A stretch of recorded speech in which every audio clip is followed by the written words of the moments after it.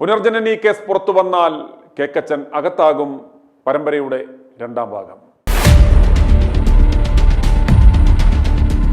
രാഹുൽ മാങ്കൂട്ടത്തിൻ്റെ കേസിൽ രാഹുലിനെ വെട്ടിയത് ഷാഫിനെ വെട്ടാൻ വേണ്ടിയാണ്.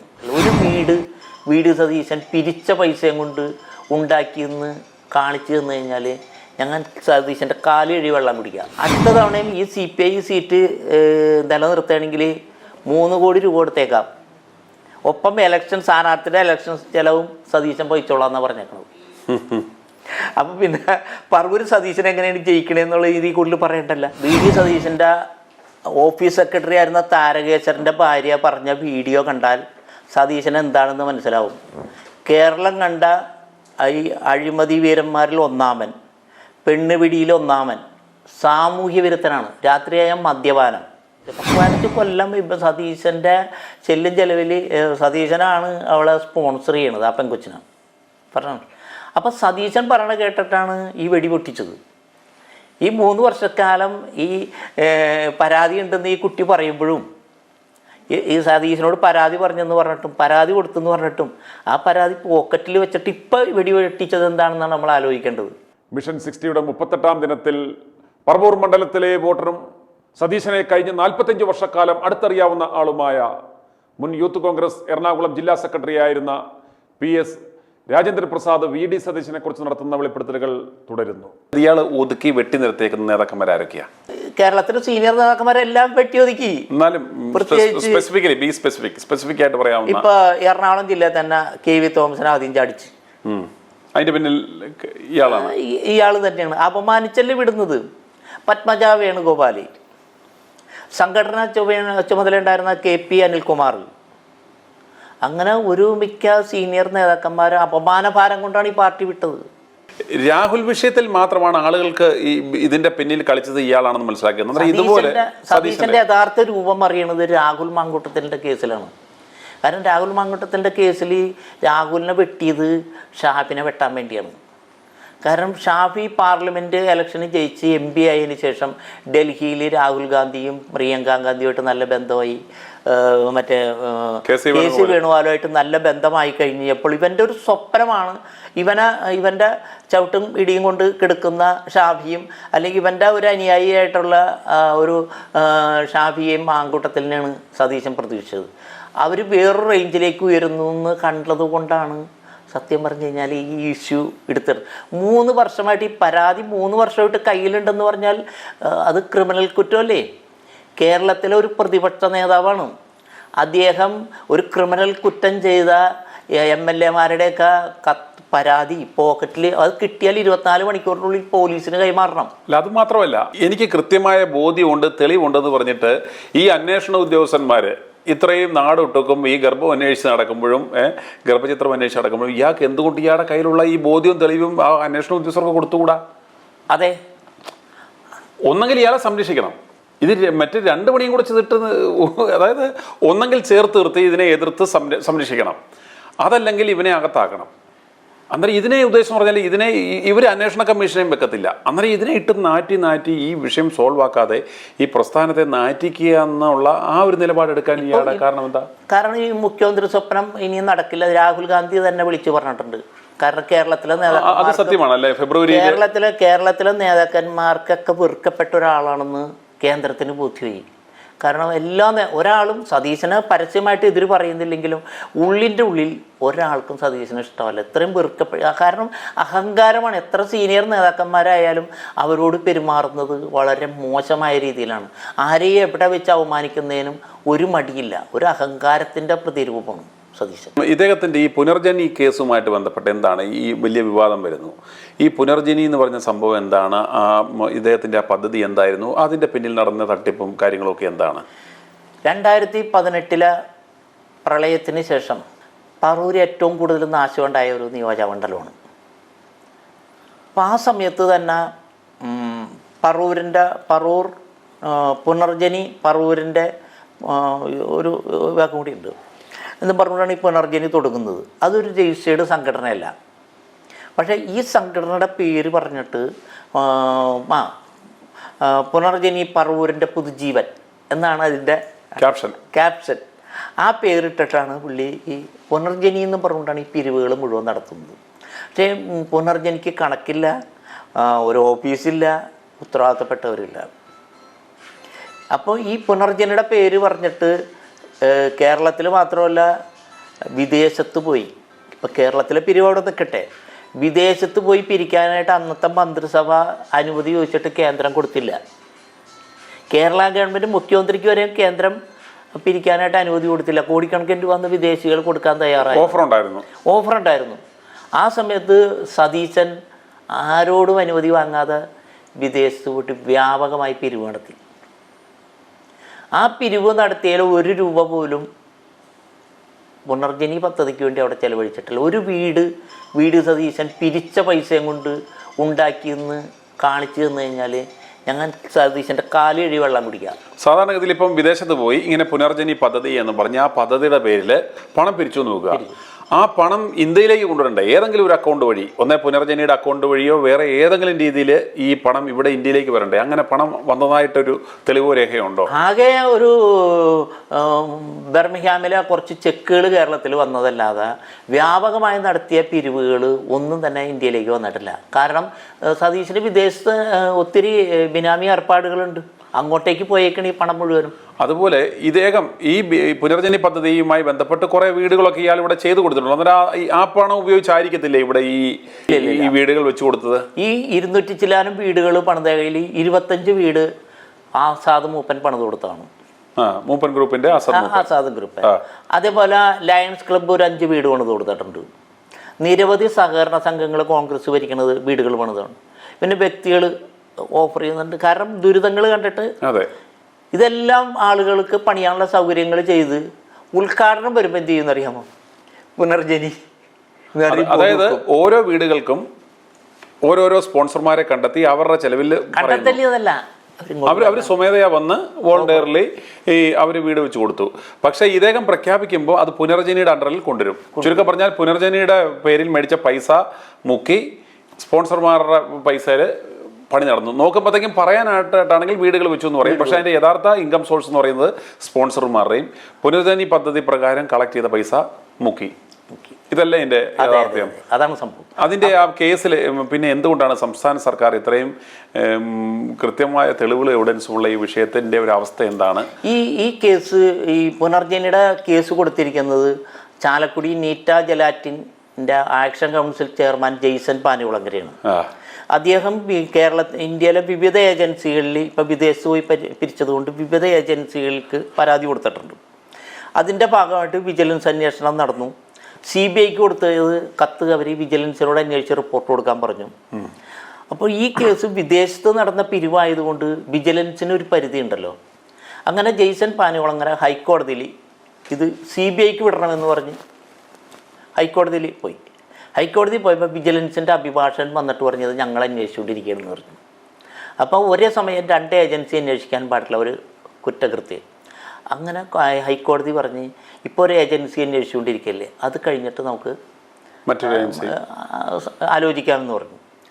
അങ്ങനെ തിരുവനന്തപുരത്ത് വിജിലൻസ് 2 SP അജയകുമാറാണ് ഇത് അന്വേഷിച്ചത്. അത് ഈ റിപ്പോർട്ട് മുഴുവൻ തയ്യാറാക്കി വെച്ചു.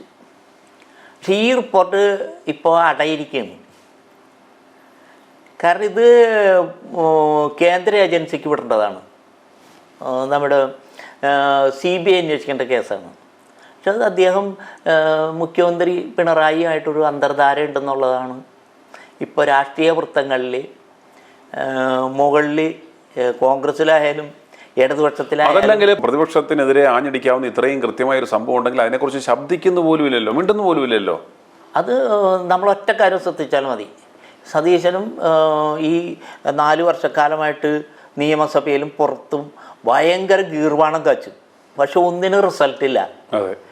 അപ്പോൾ ഒരു ആരോപണം ഉന്നയിച്ചാൽ ആ റിസൾട്ട് ഇല്ലാത്തതെന്ന് പറഞ്ഞാൽ ഈ അന്തർധാരയാണ്. കാരണം ഒരു പ്രതിപക്ഷ നേതാവിനെ ചേർത്ത് നിർത്താതെ ഒരു കാരണവശാലും ഒരു ഭരണപക്ഷത്തിന് മുന്നോട്ട് പോകാൻ പറ്റത്തില്ല. കാരണം നമുക്കറിയാം പലതരത്തിലുള്ള ഡീലുകളും ഇടപാടുകളും എല്ലാം നടക്കുന്ന ഒരു സംവിധാനമാണ്. അന്നേരം അതിൽ ഇടംകോലിട്ടുകൊണ്ട് ശക്തനായിട്ട് ഒരു പ്രതിപക്ഷ നേതാവ് വളരെ വികറായിട്ട് നിന്ന് കഴിഞ്ഞാൽ ഇവർക്ക് മുന്നോട്ട് ചലിക്കാൻ പറ്റത്തില്ല. ഈ സതീശൻ എന്ന് പറയുന്നവൻ 4.5 കൊല്ലമായിട്ട് ഇതുപോലെ ഒരു വ്യക്തിയെ പോലെ നിൽക്കുന്നതിന്റെ റീസൺ ഈ ഒരു അന്തർധാനയും ഒരു ടൈപ്പ് ഉള്ളത് കൊണ്ടല്ലേ? അതെ, ആ ഒരു സംരക്ഷണം അദ്ദേഹത്തിന് കിട്ടുന്നില്ലേ? കിട്ടുന്നുണ്ട്. ഈ പറവൂരടക്കം ഇദ്ദേഹം ജയിച്ചു പോകാൻ കാരണം ഇത് കോൺഗ്രസ്സുകാരുടെ വോട്ട്. എങ്ങനെയാണ് ഇയാൾ ഈ പറവൂര് സത്യം പറഞ്ഞാൽ ഈ തുടർച്ചയായി 5 പ്രാവശ്യവും? ഒന്നാമത് CPIക്ക് അവിടെ ജനങ്ങൾക്ക് പരിചിതമായ ഒരു നേതാവ് അവിടെ വരുന്നില്ല. CPIക്ക് അത് മനഃപൂർവ്വം തോക്കാൻ വേണ്ടി തന്നെ ഇട്ട് കൊടുക്കുന്നല്ലേ? അതെ അതെ അതെ. അത് CPIയുടെ ഉന്നതങ്ങളിലുള്ള ആളുകൾക്ക് പണം കൊടുത്ത് ആ സീറ്റ് നിലനിർത്തിയാണ്. പലവട്ടവും CPM ചോദിച്ച് നിങ്ങൾക്ക് വേറെ സീറ്റ് തരാം, പക്ഷെ അവർ വിട്ടുകൊടുക്കില്ല. എന്നാൽ അവർക്ക് ജയിക്കാൻ വേണ്ട. കാരണം അതാ പറഞ്ഞത്, once for a lifetime എന്ന് പറഞ്ഞ പോലത്തെ ഡീലാണ് ഓരോ പ്രാവശ്യവും കൊടുക്കുന്നത്. ഇപ്പം അടുത്ത ദിവസം എൻ്റെ അടുത്തൊരു CPI നേതാവ്, ഇപ്പം അദ്ദേഹം അവരൊക്കെ പാർട്ടി വിട്ട് ഇന്ന് CPM ചേരുകയാണ്. ഇന്ന് പറവൂര് CPMൽ ഒരു 80ഓളം പേര് ചേരും. അതിലൊരു നേതാവ് എൻ്റെ അടുത്ത് പറഞ്ഞത്, അടുത്ത തവണയും ഈ CPI സീറ്റ് നിലനിർത്തുകയാണെങ്കിൽ 3 കോടി രൂപ കൊടുത്തേക്കാം, ഒപ്പം സ്ഥാനാർത്ഥിയുടെ ഇലക്ഷൻ ചെലവും സതീശൻ വഹിച്ചോളാം എന്നാണ് പറഞ്ഞേക്കണത്. അപ്പം പിന്നെ പറവൂര് സതീശൻ എങ്ങനെയാണ് ജയിക്കണേന്നുള്ള രീതി കൂടുതൽ പറയണ്ടല്ല. പിന്നെ BJP വോട്ട് കിട്ടണമെന്ന് പറഞ്ഞാൽ അവിടെ BD ജയസനാണ് കൊടുക്കുന്നത്. അപ്പോൾ സ്വാഭാവികമായിട്ട് BJP വോട്ട് പർച്ചേസ് ചെയ്യും. പിന്നെ CPMലെ വിമത വിഭാഗത്തിൻ്റെ വോട്ട്. ഇങ്ങനെയൊക്കെയാണ് സതീശൻ അവിടെ ജയിച്ചു വരുന്നത്. അല്ലാതെ ആ നാട്ടിലൊരു വികസനവും സതീശൻ ചെയ്തിട്ടില്ല. മറ്റ് MLA ചെയ്തതിൻ്റെ ഒരു വികസനവും പറവൂര് ചെയ്തിട്ടില്ല. ഈ സ്ഥാനാർത്ഥിയുടെ ദൗർബല്യവും സതീശൻ്റെ പണവുമാണ് അവിടെ വിജയിച്ച് കയറുന്നതിൻ്റെ രഹസ്യം. അതുപോലെ രാഹുലിനെതിരെ ഇദ്ദേഹം നടപടിയെടുത്തപ്പോൾ ഇദ്ദേഹം വലിയൊരു ആദർശധീരൻ്റെ ഒരു ഏറ്റവും നല്ലൊരു സംശുദ്ധിയുടെ രാഷ്ട്രീയം, അതല്ലെങ്കിൽ വളരെ ഒരു നല്ല സ്വഭാവമുള്ളൊരു നേതാവിൻ്റെ ഒരു പരിവേഷമിട്ടാണ് പറഞ്ഞത്. ഈ വ്യക്തിപരമായി ഇത്തരം വിഷയങ്ങളിൽ ഈ സതീശൻ എത്രത്തോളം നീറ്റാണ്? 21 വർഷക്കാലം BD സതീശൻ്റെ ഓഫീസ് സെക്രട്ടറി ആയിരുന്ന താരകേശ്വരൻ്റെ ഭാര്യ പറഞ്ഞ വീഡിയോ കണ്ടാൽ സതീശൻ എന്താണെന്ന് മനസ്സിലാവും. കേരളം കണ്ട അഴിമതി വീരന്മാരിൽ ഒന്നാമൻ, പെണ്ണുപിടിയിൽ ഒന്നാമൻ, സാമൂഹ്യ വിരുദ്ധനാണ്. രാത്രിയായ മദ്യപാനം. ഈ അടുത്ത കാലം വരെ എറണാകുളം വളഞ്ചമ്പലത്ത് ഒരു സ്ത്രീ 8 മണി കഴിഞ്ഞാൽ വെള്ളം അടിച്ച് കഴിഞ്ഞാൽ പിന്നെ അവന് ഫോണിങ് സെക്സാണ് വിളിയായിരുന്നു. അങ്ങനത്തെ ഒരു വൃത്തികെട്ട ക്യാരക്ടറാണ് ഇവനൊരിക്കലും. രാഹുൽ BD സതീശനെ പോലെ വൃത്തികെട്ടവനല്ല. അവൻ്റെ ഒരു ചെറുപ്പത്തിൻ്റെ തിളപ്പിൽ പറ്റിയൊരു സംഭവമാണ്. അത് ഉണ്ടാവാൻ പാടില്ലാത്ത സംഭവങ്ങളാണ്. നമ്മളതിനെ ന്യായീകരിക്കുന്നില്ല. എങ്കിൽ പോലും BD സതീശൻ അവനെ ബലിയാടാക്കി മുന്നോട്ട് പോകേണ്ട ഒരു കാര്യമില്ല. സതീശന് അതിനുള്ള യോഗ്യതയില്ല. ഈ 2 കാലുമ്പോൾ മന്ദമുള്ളവൻ, ഒരു കാലുമ്പോൾ മന്ദമുള്ളവനെ മന്ദാന്ന് വിളിക്കണ പോലെയാണ് ഈ സതീശൻ്റെ ഈ പെരുമാറ്റം. ഇപ്പം ഈ താരകേശനൊക്കെ പിന്നെ ആ താരകപ്പെണ്ണിനെ ഒന്ന് എന്താ അവരുടെ സ്റ്റാറ്റസ് എന്താ? അവർ പിന്നെ മിണ്ടാത്ത, അവരെക്കുറിച്ച് ഒരു വിവരമില്ല. എന്താ? അവർക്ക് അതിനുശേഷം കുറച്ച് പണമൊക്കെ കൊടുത്ത് ഒതുക്കി. അവരുടെ പേര് കേസും കൊടുത്തില്ല. അപ്പോൾ സ്വാഭാവികമായിട്ട് സതീശൻ്റെ പെണ്ണുപടി എന്താണ് കളസം കീറി വന്നവെന്ന് പറയണമെങ്കിലുള്ള അവസ്ഥ എത്ര ദാരിദ്ര്യത്തിലാണ് വന്നത്. അവന് പരിപ്പോടെയും കട്ടൻ ചായ മേടിച്ചു കൊടുത്ത എൻ്റെ ഭർത്താവാണ് എന്നാണ് അതിൽ പറയണത്. ആ സതീശൻ അതിൽ ഏറ്റവും വലിയ ഗുരുതരമായൊരു സംഭവം എന്താണെന്ന് അറിയാമോ? MLA ഓഫീസിൽ വ്യഭിചാരം നടക്കുന്ന സ്ഥലമാണെന്നാണ് താരകപ്പെണ്ണാൾ പറഞ്ഞിരിക്കുന്നത്. ഇന്ന് സംസ്ഥാനത്തിന്റെ പ്രതിപക്ഷ നേതാവായിരിക്കുന്ന ഇത്രയും സമുന്നതനായ ഒരു നേതാവിനെ കുറിച്ച് ഇത്രയും വലിയൊരു ആരോപണം, ഇവൻ ഇത്രയും ആഭാസനായിരുന്നെന്നും ഇത്തരം പണിയൊക്കെ ചെയ്തതെന്നും ഒരു സ്ത്രീ പറയുമ്പോൾ ഇതിനെക്കുറിച്ച് ഒരു അന്വേഷണം നടത്തുവാൻ ഈ പാർട്ടിക്കാരില്ല, പ്രതിപക്ഷമില്ല, BJPക്കാർക്ക് അന്വേഷിക്കേണ്ട. ഇതിൻ്റെ പിന്നിലെ രഹസ്യം എന്താ? ആർക്കും ഇതിനെക്കുറിച്ചൊരു അന്വേഷണം നടത്തണ്ട, അതിനെക്കുറിച്ചൊരു വാർത്ത പോലും കൊടുക്കണ്ട. സതീശൻ ഈ കോടിക്കണക്കിന് രൂപ കയ്യിൽ വന്നതിന് ശേഷം ആരെയും വിലക്കെടുക്കാൻ, ആർക്കും പണം കൊടുക്കാൻ. ഇപ്പം കേരളത്തിൽ തന്നെ സതീശൻ്റെ ചെലവ് പറ്റിച്ച് ജീവിക്കുന്ന ഉന്നത പത്രക്കാരെ ഇപ്പം കേരളത്തിൽ മനോരമയിൽ തന്നെ ഇപ്പം പണ്ട് മാമമാപ്പളുടെ മക്കളായിരുന്നു, പേരക്കുട്ടികളായിരുന്നു വാർത്തകൾ ക്രിയേറ്റ് ചെയ്തിരുന്നത്. ഇപ്പം തിരുവനന്തപുരത്ത് ഒരു മഹാനുണ്ട്, രാത്രിയാകുമ്പോൾ സതീശൻ്റെ കൂടെ വെള്ളമൊടിക്കണ ഒരു മഹാനാണ് ഇപ്പം തിരുവനന്തപുരത്ത് മനോരമയുടെ ചുമതല. അയാളാണ് വാർത്ത സൃഷ്ടിക്കുന്നത്. അതിനൊരു ഉദാഹരണം അടുത്ത കാലത്ത് പറയാം. നമ്മുടെ നിലമ്പൂർ ഇലക്ഷൻ കഴിഞ്ഞ് മനോരമയിൽ വന്നേക്കാണ് ക്യാപ്റ്റൻ. അത് ഈ കള്ളു കമ്പനിയിലെ കള്ള് മേടിച്ച് നോക്കിയിട്ട് കൊടുത്ത ഉപകാരസ്മരണ തിരുവനന്തപുരത്തെ മഹാനാണ് മനോരമയുടെ ഉന്നതനാണ് അവിടുത്തെ. അവനാണ് അവൻ വെള്ളം അടിക്കണ വീഡിയോ ഞങ്ങളുടെ ഉണ്ട്. ഞങ്ങൾ സമയം പുറത്തു വിടും. പറഞ്ഞാൽ മനസ്സിലായി സതീശന്റെ കൂടെ അതിൽ തെളിവൊന്നും വേണ്ടല്ല. അത് ഞങ്ങൾ പുറത്തു വിടാറായിട്ടില്ല. വീട് ഞങ്ങൾ ഇതുപോലെ ഓരോ ചാനൽ ചർച്ചകൾക്കും പോകാൻ ഇയാൾ കൃത്യമായിട്ട് മാസപ്പടി കൊടുക്കുന്ന ഒരു സംവിധാനം ഇയാൾക്കുണ്ടോ തിരുവനന്തപുരത്ത്? ഉണ്ട്. എവിടെയും ചർച്ചക്ക് വിടുന്നത് പുള്ളിയുടെ ഒരു പാനലുണ്ട്. ആ പാനലിനെ ഉണ്ടാക്കുന്നതെന്ന് പറഞ്ഞു കഴിഞ്ഞാൽ ദീപ്തി മേരി വർഷ് എന്ന് പറഞ്ഞൊരു KP സെക്രട്ടറിയാണ്. ഈ KP സെക്രട്ടറി എന്ന് പറഞ്ഞാൽ ഒരു ക്വാളിറ്റി ഇല്ലാതെ വെച്ചേക്കണ ഒരാളാണ്. വ്യക്തിഗതത്തെക്കുറിച്ച് ഞാൻ പറയില്ല. പക്ഷേ പണ്ടൊരു അഴിമതി കേസിൽ അറസ്റ്റ് ചെയ്ത് പത്രത്തിൽ വന്നിട്ടുണ്ട്. എന്ത് അഴിമതിയായിരുന്നു? സാമ്പത്തിക തട്ടിപ്പ് കേസിലെ പ്രതിയാണ് ഇവര്. അവരുടെ പടമൊക്കെ ഉണ്ട്. അങ്ങനെയുള്ള ഒരു KPC ജനറൽ സെക്രട്ടറി എന്ന് പറഞ്ഞ ഒരു ക്വാളിറ്റി ഉണ്ടല്ലോ, ആ ക്വാളിറ്റിയിലേക്ക് ഒരിക്കലും കാണാൻ പറ്റാത്ത ഒരു പെൺകുട്ടി. ഇത്തരക്കാരെയൊക്കെ വളർത്തി കൂടെ കൊണ്ടു നടക്കുന്നത് ആരാ? ഈ കേക്കച്ചനാണോ? കേക്കച്ചനെ സംബന്ധിച്ചിടത്തോളം ഒരു കേരള പൊളിറ്റിക്സിലെ ഒരു മാലിന്യമാണ്. അതുകൊണ്ട് തന്നെ മാലിന്യങ്ങളെ മാത്രമേ പുള്ളിക്ക് പറ്റുള്ളൂ. ക്വാളിറ്റി ഉള്ള രാഷ്ട്രീയക്കാരെ ഇങ്ങനെയുള്ള സൈസ് വേറെ ഐറ്റങ്ങൾ ഇയാൾ കൂടെ കൊണ്ടു നടക്കുന്ന ആൾക്കാരൊക്കെയാ? ഇപ്പൊ ഈ പറഞ്ഞ പോലെ സാമ്പത്തിക തട്ടിപ്പുകാരിയെ പോലെ മറ്റു പെണ്ണുങ്ങൾ ഇയാൾ വളർത്തിക്കൊണ്ടുവരുന്ന ഇയാൾക്ക് ബന്ധമുള്ള ഒരുപാട് ആളുകളുണ്ട്. പിന്നെ അവരുടെയൊക്കെ ഇതേപോലെ രേഖകൾ നമ്മൾ എടുത്തു വെക്കാത്തതുകൊണ്ട് നമ്മൾ പറയാത്തതാണ്. അറിയാം എനിക്ക്, പക്ഷേ നമ്മൾ രേഖകൾ കയ്യിൽ വെച്ചിട്ട് വേണ്ടേ നമ്മൾ പറയാൻ. ഇപ്പം ഇവളുടെ രേഖ നമ്മുടെ കയ്യിലുണ്ട്. അതുപോലെ രാഹുൽ വിഷയത്തിൽ ഇയാളുടെ കൈ പൊള്ളിയോ? യഥാർത്ഥത്തിൽ ഇയാൾ ഉദ്ദേശിച്ചതും യഥാർത്ഥത്തിൽ ഇപ്പോൾ എത്തി നിൽക്കുന്ന ഒരു അവസ്ഥയും തമ്മിൽ നോക്കുമ്പം എന്താണ് സതീശൻ്റെ ഒരു പൊസിഷൻ? സതീശന് പറ്റിയ ഭയങ്കര ഒരു അബദ്ധം എന്ന് പറഞ്ഞു കഴിഞ്ഞാലേ, ഈ പെൺകുട്ടി സതീശനായിട്ട് ഒരു വളരെ 10-13 വയസ്സ് മുതലുള്ളൊരു അടുപ്പമാണ്. ഇപ്പം എൻ്റെ ഒരു അറിവ് ശരിയാണ് 10-28 വയസ്സ്. 10-15 കൊല്ലം ഇപ്പം സതീശൻ്റെ ചെല്ലും ചെലവിൽ സതീശനാണ് അവളെ സ്പോൺസർ ചെയ്യണത്, ആ പെൺകൊച്ചിനാണ് പറഞ്ഞത്. അപ്പം സതീശൻ പറയണ കേട്ടിട്ടാണ് ഈ വെടി പൊട്ടിച്ചത്.